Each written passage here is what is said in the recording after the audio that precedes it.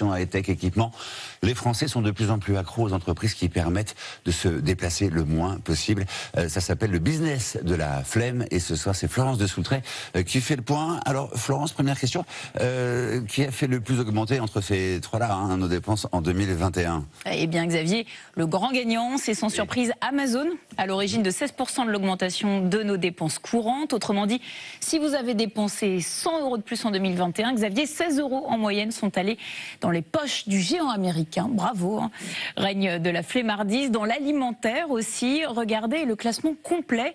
La plateforme de livraison Uber Eats est au 2e rang dans l'augmentation de nos dépenses. Deliveroo au 5e rang. À noter que les acteurs de la grande distribution ne sont pas là, car c'est un classement réservé aux enseignes spécialisées. Alors on trouve quand même dans ce top 6, regardez, du bricolage et du sport, vos activités préférées, avec Leroy Merlin et Decathlon, 3e et 6e position.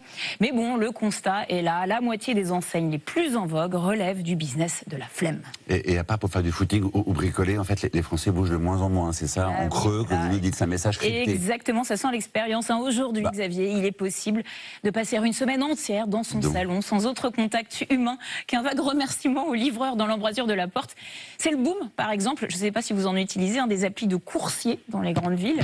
Ah bon, ça existe? Voilà, par exemple, vous devez rendre un objet à un ami, ne vous levez surtout pas de votre canapé, commandez plutôt un coursier sur l'appli Stuart, ou encore si vous êtes malade au lit, pas besoin de sortir le museau, LiveMeds achète vos médicaments à la pharmacie et vous les livre. Bon, après il faut avoir les moyens, comptez en moyenne 10 € les 3 km pour ce type de service.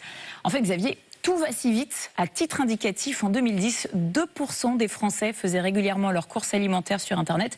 Aujourd'hui, c'est 20%. Ça augmente. Et